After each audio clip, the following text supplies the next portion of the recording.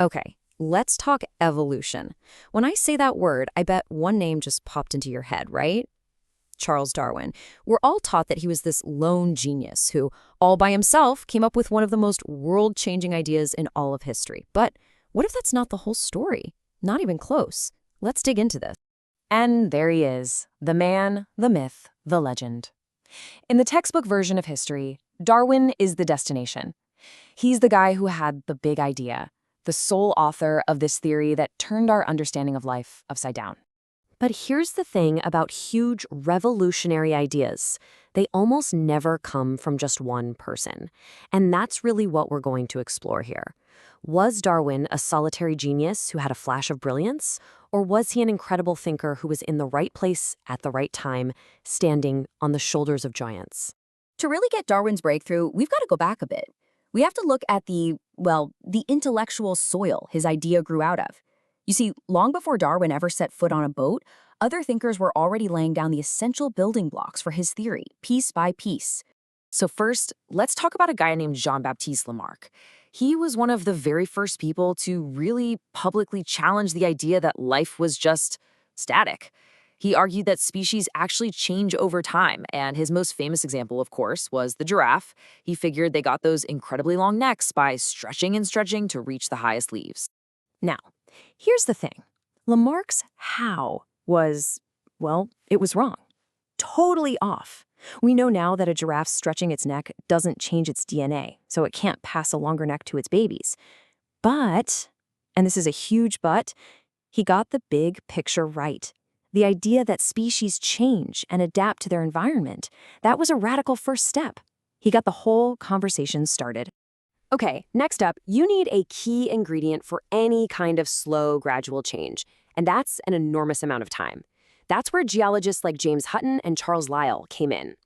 They looked at things like rock layers and canyons and had a mind-blowing realization. They basically gave science the gift of time. They argued that the Earth wasn't just a few thousand years old, as most people believed. No, they were talking millions, maybe even billions of years old. This concept of deep time was an absolute game changer. It created the vast, sprawling timeline needed to make the slow, plodding process of evolution seem even remotely possible. All right, so we have change and we have time. The final piece of this pre-Darwin puzzle comes from a pretty unexpected place, an economist studying human populations, a guy named Thomas Malthus. He was looking at people, but he noticed something that applies to every living thing on Earth. He pointed out a simple, brutal fact of life. Populations tend to grow way faster than their food supply. More creatures are born than can possibly survive. And what does that lead to? Inevitably, competition, a constant struggle for existence. This idea would become one of the absolute cornerstones of Darwin's. So you can see how all the pieces were starting to fall into place, right? Lamarck puts the idea of change on the table. Hutton and Lyell provide the massive timeline needed for that change. And Malthus introduces this crucial concept of a struggle for survival. The stage was perfectly set for someone to connect the dots. Okay, so the stage is set. Now, let's bring Darwin back into the picture. His legendary voyage on the HMS Beagle wasn't some sudden eureka trip. It was 5 long years of careful, patient observation, where he started to see firsthand how all these different ideas might actually fit together. As the ship's naturalist, his job was basically to be a sponge, to observe, collect, and document everything. He gathered thousands upon thousands of specimens. He wasn't trying to prove a theory yet. He was just collecting data. He was like a detective, gathering clues from all over the planet, with no idea yet what picture they would eventually form. And it wasn't on the boat that he had some big flash of insight. No, it was years later, back home in England, poring over his notes, looking at his specimens, and thinking about the ideas from guys like Lamarck, Lyell, and Malthus, that he finally put it all together. He came up with the mechanism, the how, for evolution, natural selection. So how does it work? It's actually beautifully simple.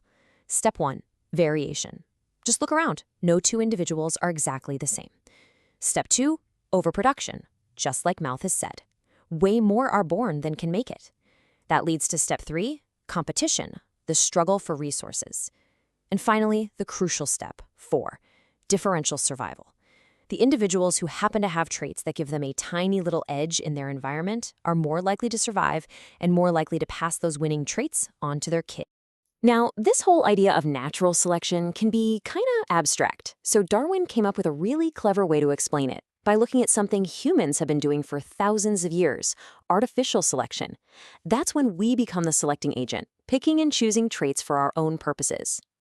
I mean, just look at this. It's incredible. On one side, you have the wolf, sculpted by nature over countless millennia. On the other, all these different dog breeds, all from that same ancestor, but shaped by us, by humans, in what is, geologically speaking, the blink of an eye, from a Great Dane to a Chihuahua. And that was Darwin's masterstroke. He basically said, look, if we as human breeders can cause this much change in just a few hundred or thousand years, just imagine the incredible power of nature itself, acting as the selector with millions upon millions of years to work with. And this whole story really gets to the heart of how science actually works. It's not about these lone geniuses having visions. And by understanding that, we can also bust some of the biggest and most persistent myths about evolution itself. Okay, this right here is probably the single biggest misunderstanding, so let's clear it up. You are not evolving. An individual organism does not evolve during its lifetime. Evolution happens to populations as certain traits become more or less common over many, many generations. It's a team sport played out over eons. All right, let's do a quick lightning round of other myths. First, evolution isn't trying to get anywhere. There's no goal, no finish line. Second, survival of the fittest.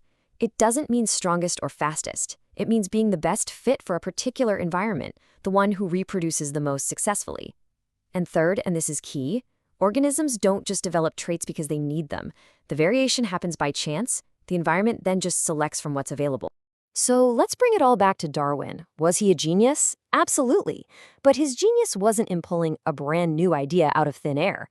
His real genius was being a master synthesizer. He was the one who could look at all these scattered puzzle pieces, from geology, from economics, from his own global travels, and see the magnificent picture they made when they were finally put together. And that right there is the real takeaway. That's how science truly pushes forward. It's not a series of isolated thunderbolts of genius. It's a slow, steady, cumulative process. It's a conversation that happens across centuries, where every great new idea grows in the soil tilled by all the thinkers who came before. Which kind of leaves you with a big question, doesn't it? Darwin stood on the shoulders of Lamarck, Lyell, and Malthus. Giants we've mostly forgotten. So you have to wonder, whose shoulders are today's scientists standing on? What incredible breakthrough is just around the corner, being built right now on the quiet, essential work of people we've never even heard of?